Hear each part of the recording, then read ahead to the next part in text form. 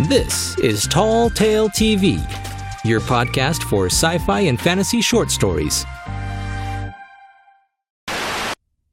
3 Stories of Dark vs. Light by Maxwell Zwain. Story 1, The Dark. The universe itself is a beautiful sight to behold, filled with countless wonders that stretch for infinity that leave you breathless, teeming with trillions upon trillions of lives which thrived for aeons. However, not everything in creation is beautiful, for even in the darkest regions of space and time, there is something that seeks to return the universe to one of permanent midnight. For eons it has existed, going by many names: the Scourge, the Blight, the Empty, the Dark. No matter the name, it has traveled the cosmos, battling against the light for the stability of creation. For without the light, or without dark, all of reality would crumble.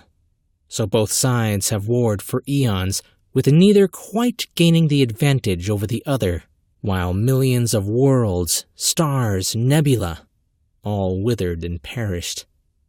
For a long time, it appeared neither side was close to winning this war, and the entire universe would crumble before that happened.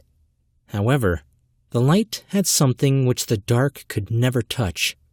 While the dark ruled with fear, the light had hope.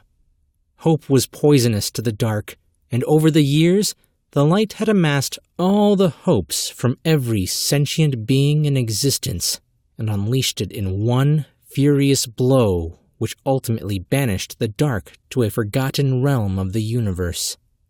While the dark could never truly be destroyed without destroying the universe, in the realm of eternal cold and silence, it could not escape and remains there.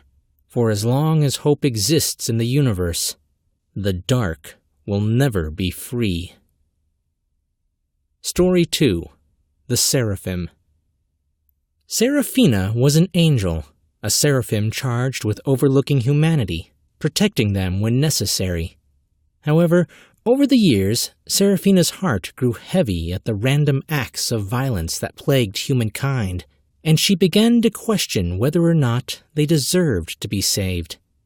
Seraphina was always willing to save innocents from untimely deaths, but, as a whole, was humanity really worth the effort? Her brothers seemed to think so. She noticed, one day, a young man walking about using a cane in obvious pain as he limped, leaning on his right foot. Seraphina heard his thoughts, empathizing with how much he hated his body, wishing to not be in so much pain. The seraphim felt drawn to him, instinctively wanting to help him. The young man leaned against a wall, away from view, and began to cry. Seraphina glided silently and invisibly next to him, reaching out, placing her hand on his head, filling him with some of her angelic light. Immediately, the young man felt all his pain melting away, and a smile grew on his face. He dropped his cane and began walking on both feet, no longer feeling any pain in his feet or back. He didn't know how it happened, but was eternally grateful nonetheless. The moment he smiled, Seraphina felt warm inside, and she too smiled. Maybe there are some people in the world who didn't deserve to live their lives in pain, suffering unjustly, Seraphina realized, seeing things in a different light. Perhaps there are people in the world who needed to be saved. There is good in the world, after all.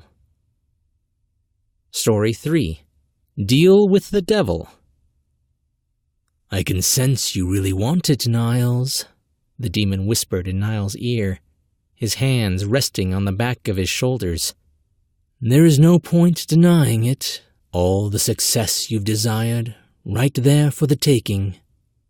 Niles gulped, sweat beating down his eyebrows, despite the chilled air accompanying the demon, who preferred to be called Klaus.